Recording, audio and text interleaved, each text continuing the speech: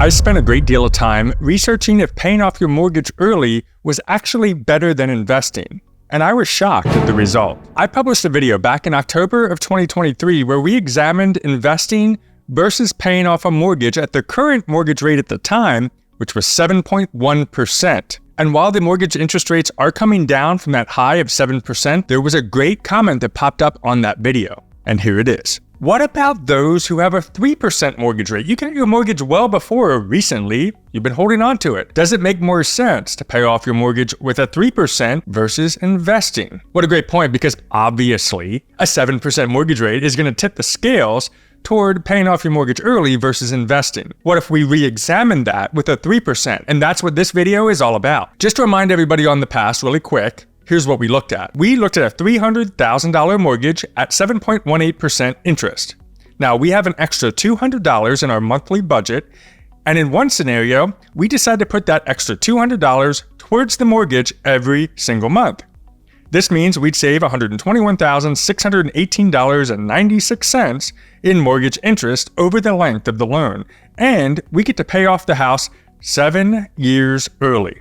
That sounds pretty sweet. But then the other scenario is we took that extra $200 that we had in our monthly budget and invested it instead. Now, doing that means your investment would grow to a total of $161,891. Obviously, when you look at it this way, it kind of is obvious you should probably invest, but hold on. That's where things got a little bit weird and a little bit tricky. When you pay off your mortgage 7 years early, that actually means you have an additional amount of money for the next 7 years to totally invest your entire mortgage payment plus the extra $200 that you had in your monthly budget. So by investing all of that for 7 years, do you catch up to the person that's been putting away $200 extra a month for the course of the entire 30 years? That means over the last 7 years, your investment portfolio would have grown to $239,135, putting $2,232 in every month. By the way, this is an important piece to the earlier video. This $2,200, that only includes principal and interest. It does not account for escrow. It doesn't account for property insurance, and it doesn't account for property tax, because those things you have to pay whether you have a mortgage or not. So these numbers only factor in what an actual mortgage would cost you. So you can put that $2,200 straight up into the investments over the next 7 years since you paid off your mortgage early. So there's that number versus a total portfolio of $233,891 if you only invested $200 a month for the entire 30 years and paid off your mortgage on schedule. So it actually makes more sense, pay off your mortgage early, push hard at the end of your mortgage payoff, and you can catch up to the person and actually exceed them over that period of time.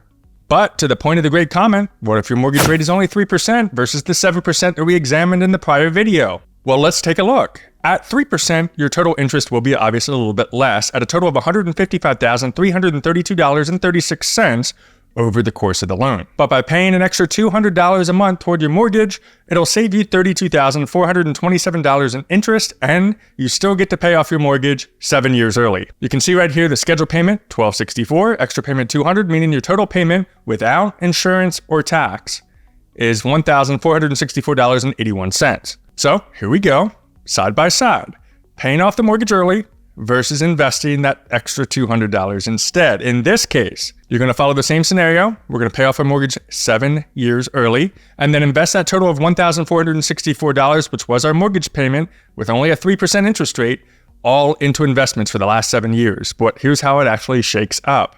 So your total balance in your portfolio by doing this, with the mortgage acceleration paid off early, you would have a total balance of $156,852. Compared to investing the entire period of time, same growth rate, same percentage, that gives you $233,891. So therefore, in this case, it does make more sense to invest with such a low mortgage interest payment than it does trying to pay off your mortgage early. But I'm not just going to let you go there, because on this channel, we talk about financial independence. We talk about financial freedom.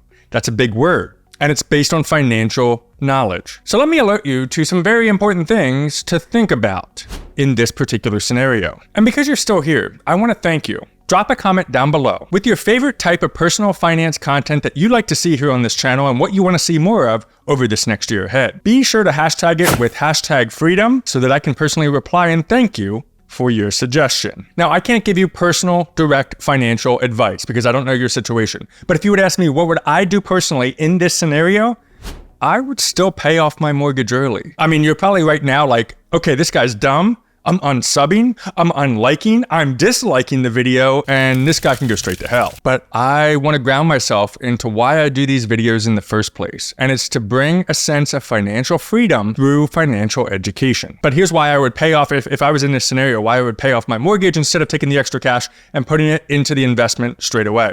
Number one reason is economic turmoil. See, if you get laid off from your job, you could face a crisis where you don't have enough money to make your mortgage payment. And guess what happens when that occurs? Eventually, the bank's coming after you and the mortgage company is going to foreclose on your home. You then have a choice to either short sell or sell it back to the bank. But guess where you end up? Either in an apartment that you don't like or out on the street.